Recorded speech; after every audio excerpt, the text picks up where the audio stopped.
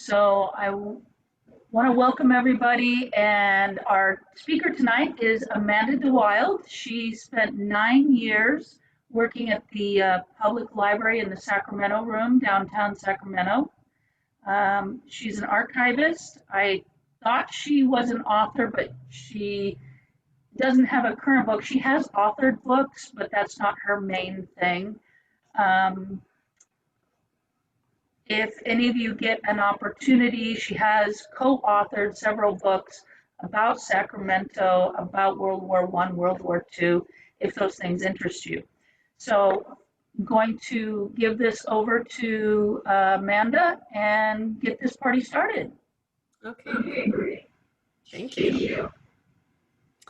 So I'm gonna I'll share my screen a couple times just to show you some images, but I don't have a lot of images. Most of this is gonna be me talking, which hopefully is entertaining enough. So thank you for the introduction. I'm excited to give this talk on suffrage in Sacramento. A lot of times we hear about the national story, maybe we hear a bit about California, especially back in 2011 when we were celebrating 100 years, but we don't hear much about Sacramento's experience with suffrage and the fight for the vote for women in Sacramento. So my presentation is going to cover the expansion of voting rights in Sacramento leading up to national suffrage, which we're celebrating the 100th anniversary of the ratification of that this year. And specifically, I'm going to talk about how Sacramento women worked between about 1870 up to that point to shift attitudes, influence the vote, and end up getting federal suffrage. So I'm going to talk about the local movement. I'm going to talk a bit about California because you have to, you know, that's a big part of it. And then just touch on a little bit of the national stuff too. And if you have any questions, you can submit those at the end, or you can text them in if you feel bold and want to do video, you can do that too. I want to start off by sharing some sources, which I think are interesting.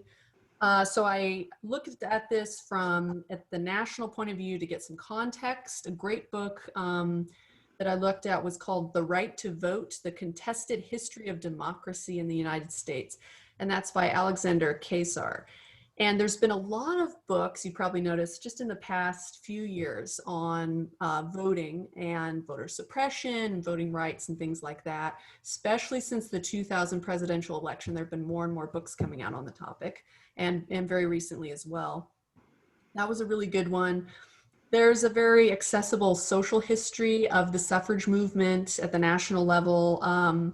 That's one of these Ken Burns books. Actually, it's Not for Ourselves Alone, the story of Elizabeth Cady Stanton and Susan B. Anthony. It's an illustrated history. It's got a lot of great archival photos and gives you a nice overview of like what was going on in suffrage movement from the earliest days right on up to turn of the century. For California, I mostly worked with this book, which is, maybe see it with the light not shining on it, Paving the Way, Women's Struggle for Political Equality in California. And this is just a survey of political movements of all kinds in the state. And then California Women and Politics, from Gold Rush to Great Depression. These are essays about political activism, a whole bunch of different topics, from temperance to wartime volunteerism, a variety of things. So this is another really interesting one. And then for Sacramento, I mostly relied on primary sources. So you can access the Sacramento Bee and Sacramento Union online. The Sac Bee, all the way back to the beginning, is available through Sacramento Public Library. If you have your library card, you can keyword search it. That was invaluable. The Sacramento Union is available up to the 20s, which works for this topic. That was available through the California Digital Newspaper Collection, and that's also freely accessible online. You don't even need a login for that. So if you look up Sacramento Union, you'll find it online. Keyword searchable. You can look through all of these articles on the topic. And then, you know, other resources from the Sacramento Room and Sacramento Public Library, and also just primary source stuff on Calisphere. This pulls from over 200 libraries across the state. And there's some really great collections on women's suffrage that have gone online in just the past few years that are on there. And you can see all of the posters and flyers and we have like ephemera. So I definitely recommend that. So kind of what I used for this research, and if you're interested in anything in particular, you can just ask me and I'll give you a list of resources. So first, I want to start off by painting a picture of like what women's suffrage was like in Sacramento mid 1800s. This is when it really starts to become a question in the public sphere. So suffrage was not, we think of suffrage today as a right, voting rights. But it was not a right guaranteed by the US Constitution from the get-go. And they only had voting by electors detailed in the 12th Amendment. So this is in one of the amendments. Initially, people didn't see it as a right to vote. It was a privilege, and one that was very unevenly expressed in the United States. So the story of like the expansion and contraction of voting rights over time is a really interesting topic.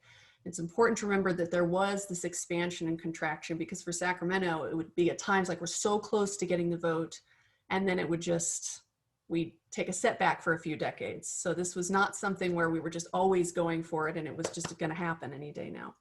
So at the national level, women's suffrage kicked off with the Seneca Falls Convention in 1848.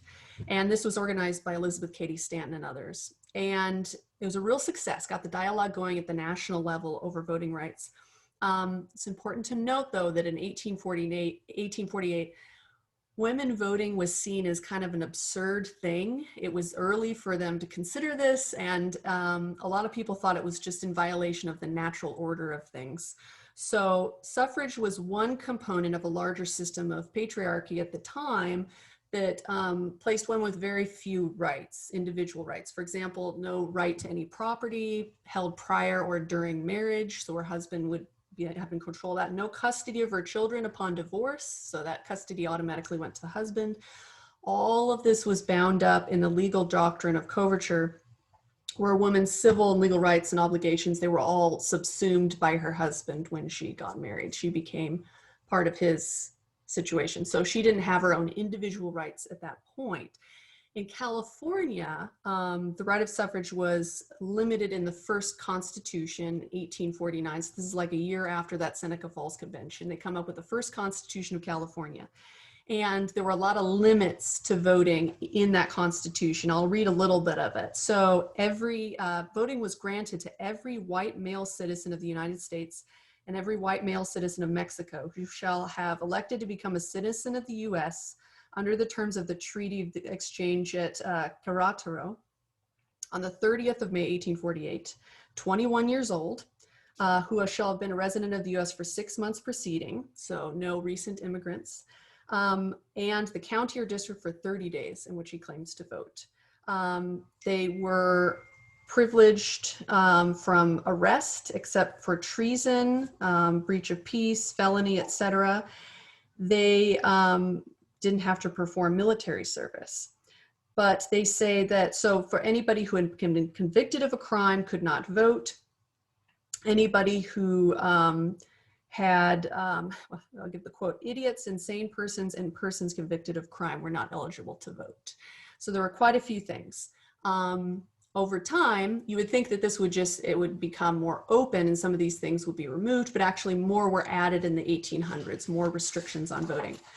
So one thing important to note is that in order to hold public elected office, you had to be qualified to vote. So this meant that because women in California couldn't vote, they also could not hold public office of any kind that was elected public office.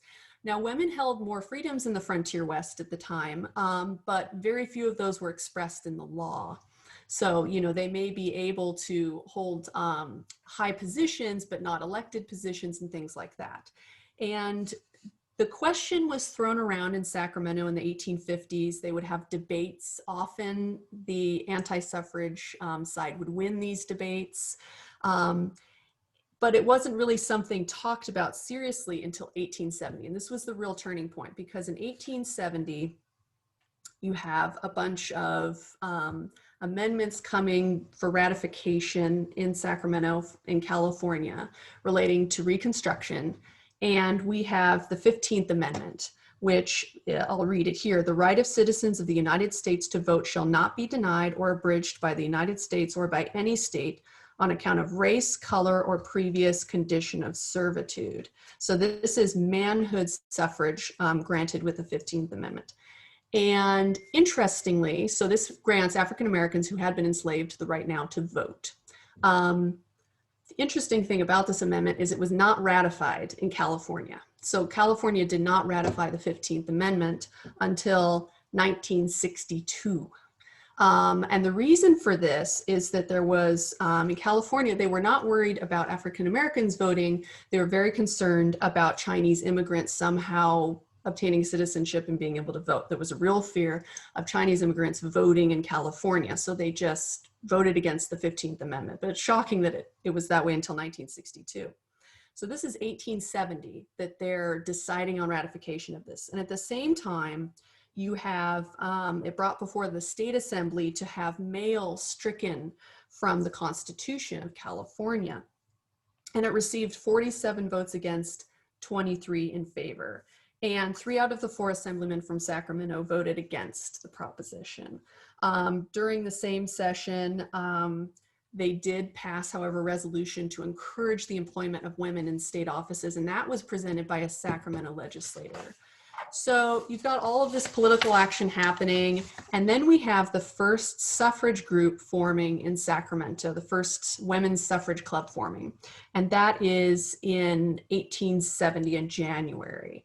The Women's Suffrage Association of Sacramento. They held their first meeting in Turner Hall on February 3rd, and second meeting in Pioneer Hall. And the Sacramento Bee wrote up a very entertaining coverage of this first meeting, mostly dealing with the appearance of the women who attended and how pleasing it was and how nice they seemed to be compared to what they thought they would be, which was horrible shrews or something. So here's a quote of the first coverage of the first meeting. "One could not wish to see a prettier, more interesting party than that which meets once a week at Pioneer Hall, than those ladies who assemble to give their voice to their earnest convictions in regard to the necessity of women living a purer, nobler life, occupying a more elevated station in the scale of human being than she is permitted now." And Mrs. Mary Espy Lewis was its president. She was a teacher. She was a former principal of a seminary at home, as they said. And they also said she was also a great rarity, an intellectual blonde. She was a member of the Ladies Physiological Institute. This is an interesting development in women's rights at the time. So women didn't really think about physical fitness. It wasn't considered something that women should worry about. And so the Physiological Institute was a club meant to encourage women in improving their physical fitness. They said that they should have a deeper insight into hygiene and the laws of health and less knowledge of French verbs or Italian idioms. So she was like a founding member of this and very much involved in that. So I'm gonna share a little screen thing here if I can get my mouse working again. I wanna share. Okay, we'll see if this allows me to do this. Hold on one sec here. Okay.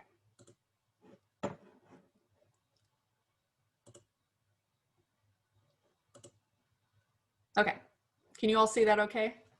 Great. Okay, so this is, the lady seated there is, I'm gonna make sure I have them. This is Waterhouse. Let me see if I can pull up her information because she was an interesting woman at the time. This is in the 1870s.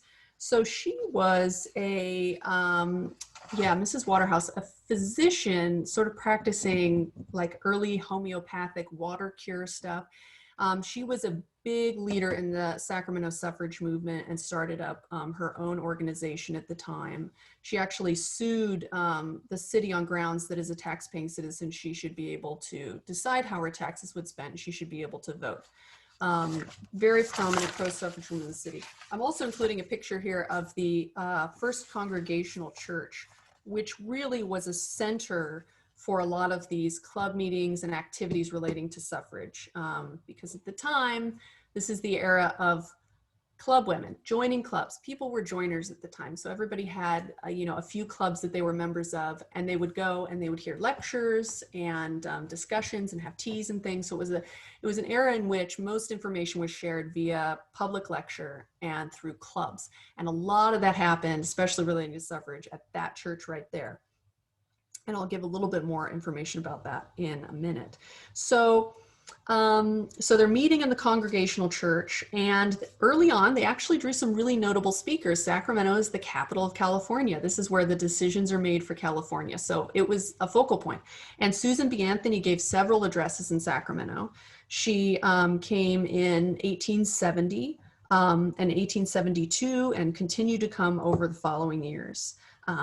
At this time, as we're entering into the early 1870s, women are getting more rights in Sacramento. So we have married women can have the right to separate economy, trade license, control over their own earnings. This is happening in 1870s. And University of California first opened to women enrolling in 1870. But there's kind of a lull in the suffrage movement in the 1870s up until 1879. And then we have another constitutional convention in California. And there was the discussion of expanding the vote now finally to women. And it failed by only 10 votes. So it's now becoming more of a possibility. And the same year, we have another group forming in the Congregational church there. And this time, they're a lot more enthusiastic about it. Mrs. G.W. Towle said, "Too much talk and too little action already." And she was one of the main leaders of the Sacramento suffrage movement. "Now is not the time for speeches," she said. "What is needed is the individual labor of women from the homes of Sacramento." And so there's this increased interest in suffrage. And as I mentioned, the lecture circuit thing is really important at the time. So now you're having women from back east, from big notable people in the suffrage movement, from San Francisco, which in California was the center of like the suffrage leadership in California, coming over to Sacramento and constantly giving talks. And while the fight for suffrage and political rights for women was expanding, this was in a period of the vote kind of contracting. So fewer people are getting the right to vote because of economic fears in the 1870s and uncertainty about things. So in 1892, I said 1870s, but we're actually fast forwarding to 1892. They passed an educational requirement for voters in California. So now you had to write in English and read a section of the Constitution in English. And they're adding more components to that. Now, another suffrage bill for women's suffrage came before the state legislature in 1893. And Sacramento legislator Freeman presented a petition to the legislature from the women of Woodland. So this was another way that you got your voice heard at the time, was petitioning and writing letters. That was kind of the main way that people were doing this at the time. So they wrote to him and he presented the resolution. Quote, knowing full well that he was not a particular advocate of women's suffrage. So even though he wasn't in support of it, he was going to present this petition to them. And the state legislature passed a suffrage bill that granted the ability of women to vote in school elections, but it was vetoed by the governor. So it was something that it did happen, but the governor vetoed it. So we're getting closer at this time. And then 1896 is the first real big vote for suffrage that went to the people and as a referendum. And Sacramento voted against it, as did a lot of places in California, although it wasn't a huge landslide. Sacramento voted 3,000 for and 4,500 against granting women's suffrage. And this is an interesting one that you wouldn't think, but most opposition to suffrage in California was from the Bay Area. So San Francisco, Alameda counties, that's where people really opposed women's suffrage. And a lot of that had to do with alcohol and temperance, the fear of women gaining the vote and then passing prohibition. So that was especially strong in San Francisco. rural counties and Los Angeles, which was growing in population, but still fairly small at the time, were in big support of women's suffrage. Sacramento was somewhere in between because we were definitely a wet town. We were very, we drank a lot in Sacramento. And so liquor interests were very strong here. And so it was an uphill battle, right? So, so that was in 1896, went to the people, did not pass. And I mentioned Sacramento is the capital of California. So every election cycle, people would just descend on Sacramento and lobby the representatives to try to get the vote. And Susan B. Anthony, again, delivers addresses to talk about how, you know, we've overcome the basic three impediments to voting in the original Constitution. You've got money, that you have to, you know, own property to vote. And then you have that you have to be white to vote. Well, now we've overcome that. And the final is we need women to have the vote. And so she presented this in Sacramento. You have another resolution in 1907, this time introduced by a Sacramentan again. This is Grove L. Johnson, who was the father of Hiram Johnson, who was then governor and a big Sacramento notable, of course. And Grove says he was elected the head of the suffrage movement in Sacramento in terms of legislators. So he presented the suffrage measures several times to the state legislature. And he did say that he initially was pretty hesitant to do so and didn't support suffrage all that much. But he said later on, we are not discussing this from a sentimental point of view. It is merely an effort to apply the principle that people should rule. Should we compel one half of the people to submit to the rule of the other half? And in response, legislator from San Francisco argued, I do not believe that our wives, our mothers, and our sisters wish, nor should they have, the privilege of rubbing elbows at the polls with depraved women and dope fiends. So that's the opposition to the measure in 1909, if you can imagine. So skip forward 2 years, 1911. So this is the big year in which the vote is going to come to the state once again, and we're going to vote on it. So I'm going to skip forward to the next slide.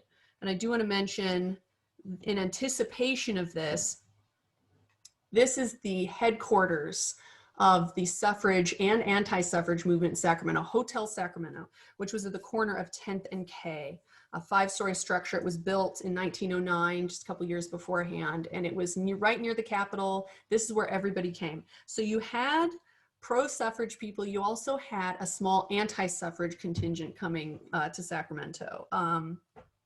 Very famous anti-suffragist Mrs. Minnie Bronson of LA set up shop at the Hotel Sacramento at the same time as you had the Political Equality League of California begin work there in 1911. And she said, she told the Sacramento Union she had a lot of data substantiating proofs that the majority of women did not wish to vote. That was the main argument against it at the time. Women just plain don't want to vote. She was general secretary of the National Association opposed to women's suffrage. So politically in Sacramento and elsewhere, the suffrage movement got its voice politically through the Republican Party, specifically the progressive movement within the Republican Party, and also to a lesser extent through the socialist movement at the time. So the Republican Party was the party for definitely white upper middle class club women who were very in support of suffrage, and union women, completely different interests in general from them, tend to join socialist movement, both of them seeking suffrage, and them coming together on the topic and to work together was vital to this actually going forward. So you have this anti-railroad pro-suffrage movement. Their first victory in California, they were called the Lincoln Roosevelt Republican League, this movement, was actually Sacramento's mayor in 1908. So Sacramento was a place where this was happening because people were very concerned about the control of the railroads in Sacramento, and also liquor interests. And they felt that these things had kind of poisoned politics and they wanted to get them out. It also had its roots, the suffrage movement, in general reform movements at the time. So in 1909, Sacramento suffragist, and I'll talk about her because she's a very notable person at the time, Lillian Huff, she gave a talk to the Congress of Reform in Berkeley under the auspices of the Women's Christian Temperance Union. And she declared that in addition to slavery to king alcohol, society was set back by the unequal relation between man and woman today as a primary cause of the world's discord. So I want to talk briefly about the Women's Christian Temperance Union, because I think today we would think of them as being a bit reactionary, or, you know, thinking just about temperance and prohibition, which we would say weren't successful. But really, they were a huge organization with millions of members who had big overlap with suffrage efforts, and not only in members, but also in their purpose, because the goal was to push for the prohibition of alcohol in saloons as a means of improving the lives of women and children affected by alcohol abuse. So there's a lot of domestic violence at the time, a lot of issues relating to alcohol use. Women didn't go to saloons, they weren't allowed. So a lot of political discussions and that whole world were happening in places, in saloons, where they weren't a part of. So there was this real push to do that. But the Women's Christian Temperance Union also expanded to other reform issues like human trafficking, improving working conditions for women. So it wasn't just a prohibition thing. At their height, they had hundreds of thousands of members. And among its local members was Reverend Mary M. Bowen. She was the first woman ordained as a minister in the Methodist Episcopal Church, strong supporter of the Japanese community in Sacramento. So these reform efforts, suffrage just became part of them. In order for these things to happen, women need the vote in order to bring about all these different reform amendments. So, and it's worth noting that prohibition is the 18th Amendment. So that did end up getting passed without women voting on it. Men did vote for prohibition. So once women received voting rights in 1911, spoiler, I am going to say, yeah, in California, they threw all of their efforts behind these reform movements. So you've got prohibition, pushing for minimum wage, elimination of prostitution in red light districts, joint custody of children, anything they could do. So I also want to mention the vote was not a yes or no thing at the time. So women were permitted to vote in local elections in some places, or they could vote on tax issues or maybe school elections. It was not across the board, and it kind of narrowed or expanded with case law in some cases. So, I mean, women tried to vote and did physically vote in the 1870s after the passage of the 15th Amendment in various places in the country. A lot of cases, I mean, their votes counted. Some of them were put in jail or fined, but they did try to vote. And the question of holding public office was a question too, because in California, you had to be registered to vote, but there actually were quite a few women, including in Sacramento, who were elected as superintendents of schools. And that was an elected position.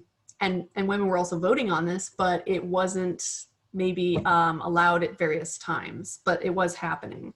So back to the vote in 1911. So Lillian Huff, this Sacramentan who had a major role in Sacramento, she built the movement in 1911. She helped establish, they had a Women's Day at the California State Fair that year in 1911. They had a big booth. I'll show you a picture here. She was vice president of the California Equal Suffrage Association. So I'm trying to point out, she is the 5th from left. The W is sort of on her shoulder in this picture. Not a great photo. It's hard to find a lot of good, clear images of a lot of these women that were prominent in the movement. She was head of the Sacramento Women's Christian Temperance Union. And she was very much into mental health issues, set up a department with them for studying about the betterment of people who, there you go, look at that. Yeah. Those with mental health issues, that was a big cause for her. So the Sacramento Equal Suffrage League, they met at the Hotel Sacramento, as I've mentioned, that was the hub of everything. And they submitted letters and they petitioned legislators to pass this amendment.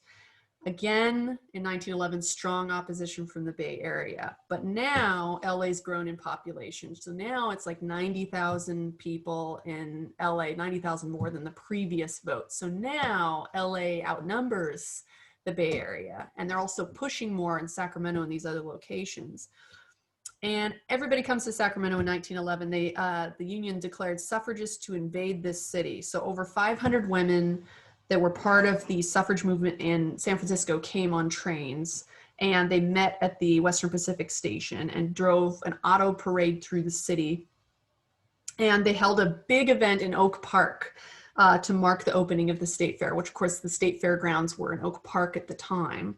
And over 2,500 people were in attendance at this suffrage event. And Glenn Andrus, he was secretary of the Sacramento Chamber of Commerce, he opened the event.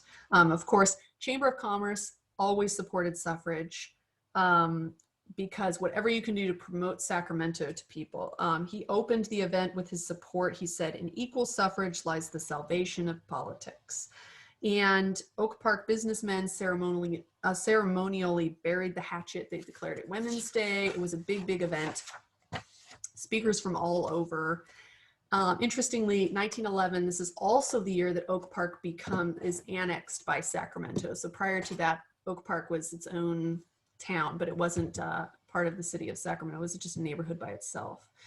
So day of the election happens, the vote happens October 11th, 1911. And initially, this may sound familiar, but initially it looks like it's not going to pass. So they actually, some of the newspapers the next morning, first thing said it's not going to pass, whatever. But the votes slowly came in from the rural counties. At the time, it took a long time to get them in from those places. We didn't have the communication we do now.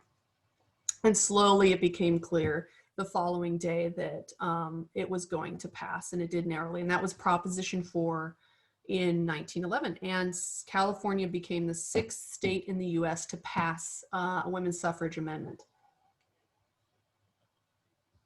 So now the question comes up, how are women going to register to vote in Sacramento?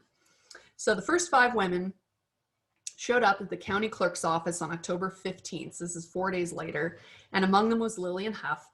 And the county clerk, his name was Fund, he failed to let them know that their applications would not be accepted. He told the newspaper the next day, you know what, I'm not going to accept these applications. First of all, because they're not going to go to the next year, the next election year, 1912. So they just have to submit them again. And of course, he's not understanding the importance of just registering to vote. So he says they're going to have to submit them again in January, and it's not going to work. And so he just didn't accept them.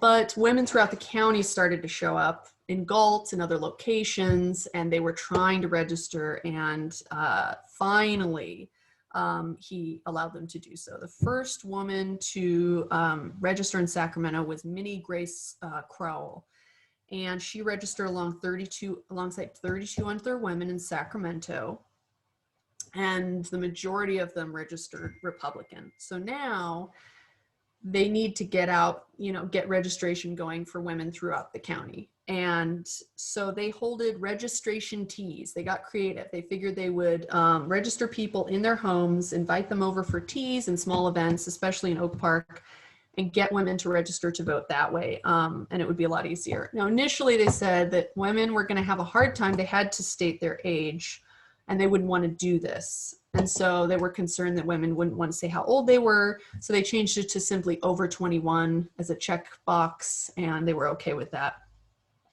They also said it would be a concern because they'd have to take their hats off. The women did not have a problem with it. They were concerned that, women were hat wearing at the time, wouldn't want to do that.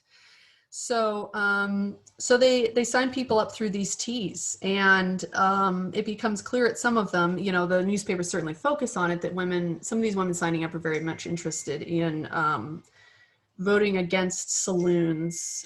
And so the oldest woman to register during one of these teas was Mrs. Mary Elizabeth Thompson, and she told the Bee that, really, I don't care what my politics are.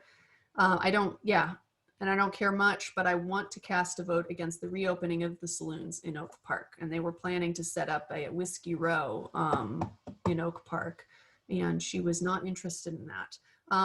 In February 1912, the young black men of Sacramento formed a Young Men's Forum, which was a club, and they held their first meeting in St. Andrew Baptist Church, a very prominent church at the time within the African-American community. And they held a meeting, quote, called The Importance of the Use of the Ballot by Women. And so they registered many women to vote in Sacramento at that meeting. It turns out women did wish to vote. So you had in 1912, and this is like the first year that this is possible, you have 11,000 women to 16,000 men registering to vote in Sacramento County. So almost equal numbers. And of course, within the next few years, it will be equal numbers. And the addition of women to the voting rolls nearly doubled the number of voters. And they voted, as I've mentioned before, overwhelmingly Republican. So it kind of changed, well, it further solidified the Republican majority of voters in Sacramento. It was really 2-to-1 voted Republican. So they cast ballots at over 60 ballot boxes in Sacramento City alone. So at the time you had ballot boxes in department stores, banks, theaters, hotels, a lot of them in just Sacramento proper. And so with the vote in hand, in 1911, Sacramento women turned their efforts to the national vote to try to help out other states who were still trying to get the vote. Like I said, we were only like the 6th state to get it. So we had a lot of other states that needed it. And so they were also just lobbying, flexing their political power in Sacramento. So they would, in the 1913 legislative session, they put a card on the seat of every legislator that said the first legislative platform of the Women's Legislative Council. And they had 17 proposed bills that they wanted presented. It's worth noting that the referendum initiative recall process wasn't set up in California until 1911. So this was before that. So everything before that, up to 1911, had to go through the legislature first, right? Couldn't be presented by the people in that same way. So there were a growing number of, there's a growing momentum at the international level too.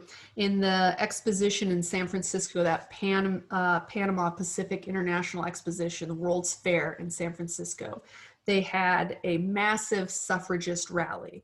And it featured, and this is just, not very far from here, speakers from every enfranchised state and country in the world, from China to Denmark, came and presented about what it was like to have the vote. And the US didn't yet have that, but this was presented there. And so 1916, we're building momentum to that national amendment. The prominent suffragists met in Sacramento to help form the first branch of the National Women's Party in the West. And this is the group that's really interested in a national amendment. And they wanted to oppose Woodrow Wilson, who had spoken offhand about not being a big supporter of suffrage. And so they decided this guy's got to go. So they definitely opposed him. And they also wanted to pass an amendment, as they argued, as an emergency wartime measure. This is now World War I, and women are doing the work of men at home in their jobs. They're breadwinners, heads of households at the time. They're doing a lot more work.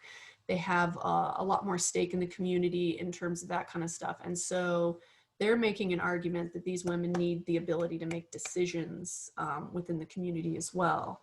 And during this time in the teens, women are gaining more and more political rights. We do have a minimum wage for women and children. We've got holding political office at all levels. So now that they have the vote in California, there's women legislators getting voted into office in California. And actually, once they do, it's in 1918. So once that we voted on ratification, there were 4 women legislators in attendance at that in California. Not Sacramento, but other locations throughout the state. And you do also serving on juries. You kind of take that one for granted, but women couldn't serve on juries until the teens in California. So women continue to give lectures coming from out of town. There's a woman came from Austin, Texas, to give a lecture on suffrage to the Rotary in 1916.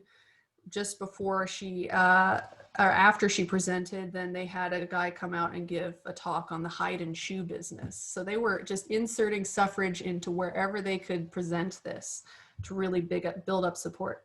So the journey, and I'm going to go to the National Amendment, 1919. The journey to the National Amendment has its roots in California, and not far from here. So Aaron A. Sargent, who was a senator from California, and I'll show you a picture of, I would show you, this is interesting. So this is the vote. Sacramento votes for suffrage. In 1896 was the first big one, and then in 1911, so that's votes for and against. So yes and no, and you can see that it was tight in 1911, but definitely big strides made between those two votes. And then here we have a nice little deal here, votes for women's success, and this shows just all the states that had granted suffrage to women up to about 1915. And you can see that the big obstacle was the South, but back west was where suffrage had, taken hold the most. And then this lady is, so I mentioned Aaron A. Sargent. He was a senator from California. He introduced the first Pacific Railroad Act, actually. And his wife was Ellen Clark Sargent, pictured here. They met with Susan B. Anthony aboard a train trip across the US. They got snowed in a few times, and they said, let's work out the text for an amendment to the Constitution granting women's suffrage. And she afterward, she formed the first suffrage association in Nevada County. They were very receptive to Susan B. Anthony, and they worked out the text of an amendment. It read, "The right of citizens of the United States to vote shall not be denied or abridged by the United States or by any state on account of sex." So again, this is a senator from California. Despite all their efforts, this was presented in January 1878.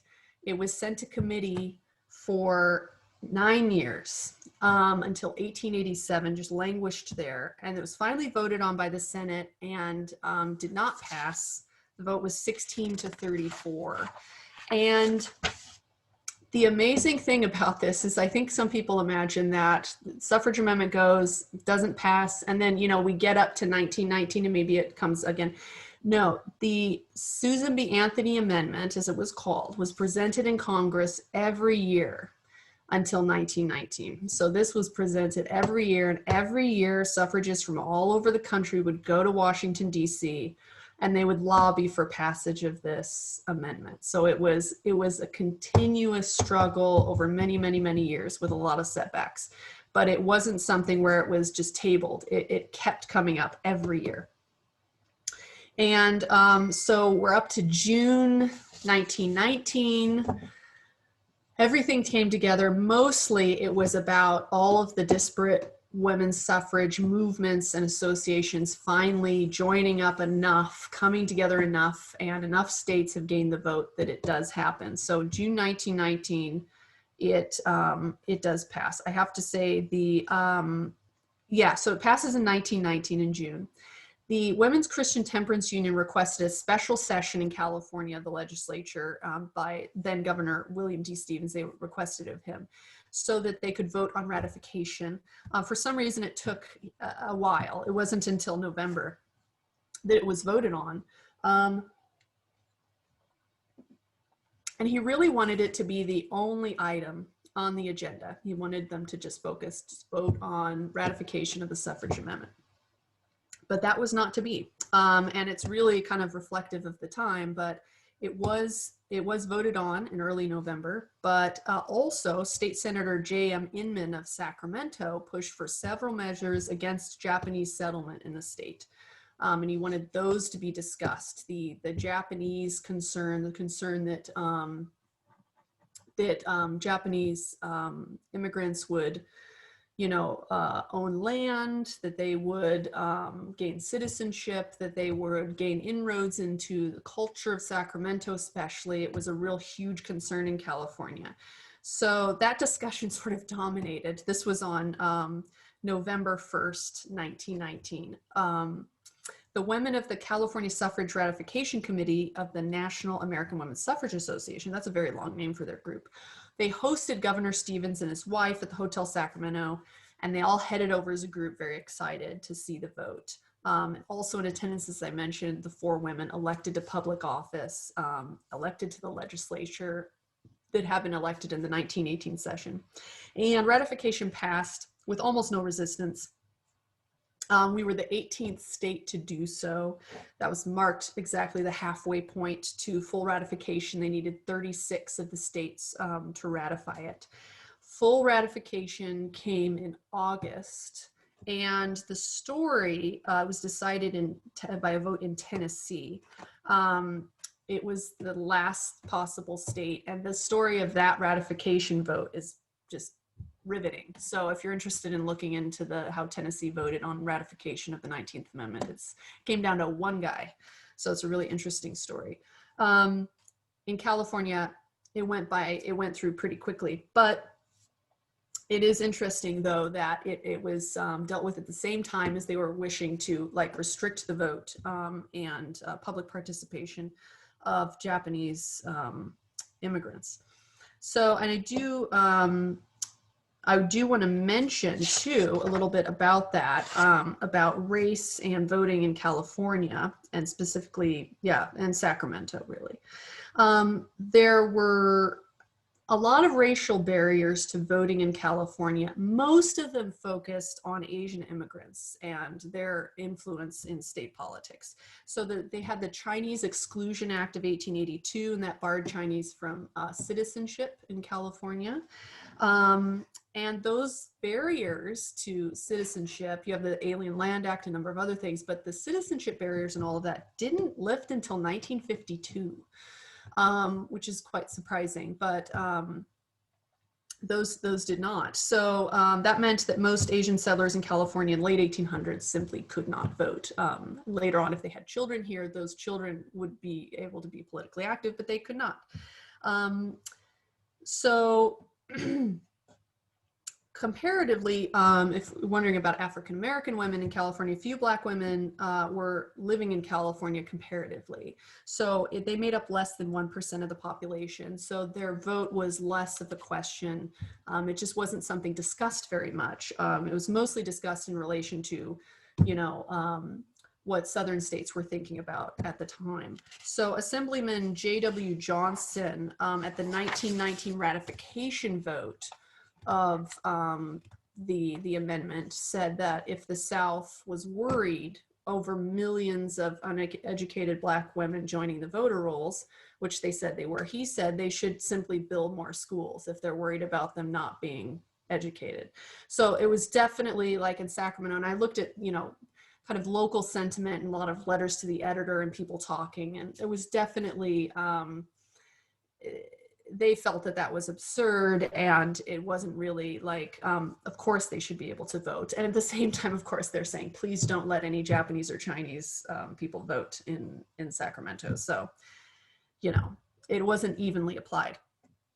So the franchise expands over time in Sacramento. There's still these areas, and for some, big areas in which sections of the population who can't vote. So even though women do have the vote, and as Susan B. Anthony said, it was our final barrier, there are so many other ways that it was difficult to vote, or individuals by not ever being able to obtain citizenship would never be able to vote in California until, 50s and the 60s and so on.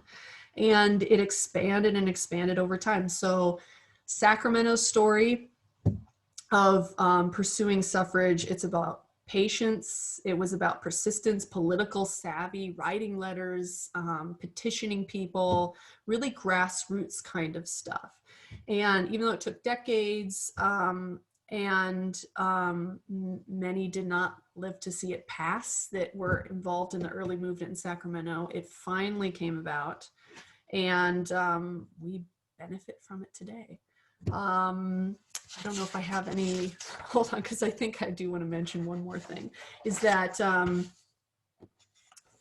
the registration, like I said, pretty much doubled, and you had California as a whole increase their voter rolls from 1910 to 1912 by 25%, but Sacramento's doubled. So locally, this was a huge issue. And women definitely, once they had the vote, they went for it. And it was the same thing with gaining the right to vote at the national level. Registration for voting for president, once that was possible, was just off the charts. So it was a very exciting time. I think that's what I have. We do, Amanda, have a question. Alyssa would like to know, you mentioned that California didn't have the proposition referendum system until 1911. Yeah. Was there a connection between that and the winning of suffrage for women? Direct connection, philosophical or political, or was it just coincidental? I think, well, in some ways, I think it was, there were a lot of things that happened in 1911. You have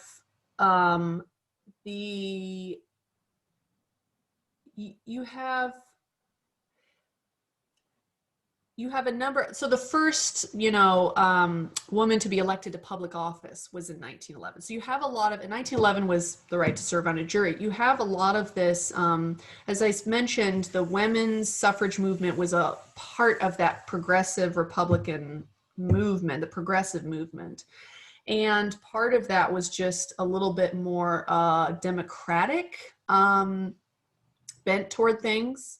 And so I think that that coming through with the initiative referendum and all of that, I think that was just kind of part of the period of time in which you have this forward movement of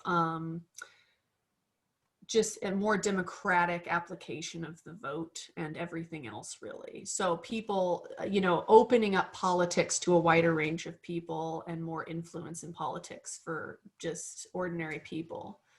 Yeah, so that happens at the time. You also have I'm trying to remember the year that you have the passage of the amendment with direct election of senators and things like that. This is all happening in the teens. So you have a lot of expansion of the democratizing, really, of things at the time. So I think it's probably not like a direct connection, but it's certainly, indicative of what was going on in the teens, of just like everything opening up. It seems like I've read, so women were not allowed to be lawyers and go to law school, and along with a long list of things. Yeah. But if I remember right, it was women in California that actually passed the 8-hour per day work law passed. Yeah. And a couple other things. So we've really set the standard for the country since our inception. It's true. And there was so many at that time, there were so many labor laws that were coming into play. I mentioned minimum wage, and that was passed for women and children specifically. It was tied to local cost of living, but it was something California, it was for women and children. So, and a lot of these things were just part of that general progressive politics reform kind of stuff happening. But California definitely led the way in a lot of areas. And it helps that we're always kind of a pioneering state. And, and the West in general was, the place where a lot of women's rights and the women's movement was moving forward. Even though a lot of the leadership was on the East Coast, this is where the forward movement was happening. And what's notable is that unlike Wyoming, we didn't pass it just to get women to move to our state. Which is why Wyoming did, because they only had one woman for every 6 men. Yeah, so they thought that it could increase their chances of marriage propositions if they gave women the vote. And so they did so in 1896, which I find hilarious. It is. And today, it's still the least populated state in the union. There you go. Does anybody have questions? You can either type them in the chat or you can unmute yourself and ask Amanda. Yeah. I'll do this so I can see better here.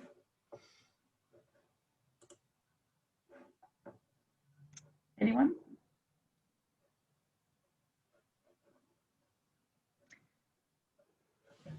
So, Amanda, thank you for that great talk. It was really interesting. Did you gave a website in the beginning that had some pictures that might have that you were able to get some photos? I love looking at photos back in those days. And can you give us the URL for that? I can. Let me just, actually what I'll do is I'll just give you the name of it. And if you Google it, it's Calisphere. I don't remember if it's well, it probably has a UC URL because it's through University of California system. But if you just look up Calisphere there, I just put it in the chat. It's a .org. Yeah, .org. Okay. Yeah, they are a great website, and they've got several collections of really great stuff on suffrage in mostly relating to 1911. Yeah. And I put that link inside the chat box. Thank you. Mm-hmm. Does anybody else have any questions for Amanda? Looks like there's another question in the chat, and then I just added from Christina, and then I just added another question. Okay. Oh, fabulous. From Christina, did the Sacramento area suffrage movements dissipate completely after the National Amendment was passed, or did it begin to focus on other issues instead? Yeah, you had, it focused on just general reform. It kind of dissipated a little bit. So you have the League of Women Voters forming just right after the passage of the National Amendment. And there's a lot of enthusiasm for that locally. But once they had the vote and once a lot of people were registered to vote and were voting in Sacramento, you do have the suffrage movement just kind of segues into League of Women Voters and general club movements. Women's Council was always a big deal, the Tuesday Club. So these kind of groups continue to move forward with all the political, efforts of women at the local level. But yeah, it kind of, and then membership in some of these things, dissipate. Obviously the Women's Christian Temperance Union went, over time. It's people are still members, it's still out there, but it definitely lost popularity. And they just, I think through clubs, women continued to, exert their political influence a lot in Sacramento, as with everywhere. And then question about research methods, wanting to learn more about my great-grandmother's involvement in the suffrage movement, Oakland, okay. Where might I start looking? Okay, so for that kind of thing, I would definitely recommend, let's see, Oakland, San Jose, Los Gatos, Stanford, San Jose State. Yeah. I mean, you're going to want to look at, Does the Berkeley Library have quite a large? Yeah, so yeah, you definitely want to see what libraries. The California Historical Society is pretty good. This is a lot of locations of just general Bay Area, but I mean, there's a lot of archives out there. What I would probably do is just, search probably the California Digital Newspaper Collection can be a nice place to search. It's at cdnc. I'll actually type it here, cdnc.ucr.edu. And it's through UC Riverside, but it's actually a Library of Congress project. And they have a lot of California newspapers. They digitize them up to 1923 because that's what they can do copyright-wise without having to worry about copyright. But you can search a lot of newspapers for free from throughout the state. So that might help with finding something. And then I would probably recommend the state library because they've got everything from city directories to newspapers to you name it there for this kind of research. So I'd probably do state library. Yeah. Awesome. Amanda, thank you so much. This has been, I love the fact that it's kind of a love-hate, that, we're not feeling that this election was really much different than it was 100 years ago. That a lot of things don't change, that people spewed fake news 100 years ago as well. It just didn't travel as fast. But it's really great to learn about. I encourage you all to come and visit the exhibit here at the MAC. We do take our public safety very seriously here. We have been open since June, and we're able to do that because we take temperatures at the door. We require you to wear a mask. You lotion up, hand lotion, sanitizer before you come into the gallery. One-way traffic around the gallery, and then separate exit from the entrance, and that follows all of the CDC and local county guidelines. Now, I had a question earlier today. We have, as a county, gone purple again. So we're doing a little backwards play with the COVID, but as we haven't received any notification, and I think we might manage, unless serious things happen in the next couple weeks, that we will be able to stay open through the length of this exhibit, which ends on the 21st. So we are open Thursdays and Fridays from 3 to 8 p.m. and we are open on Saturdays 11 to 4.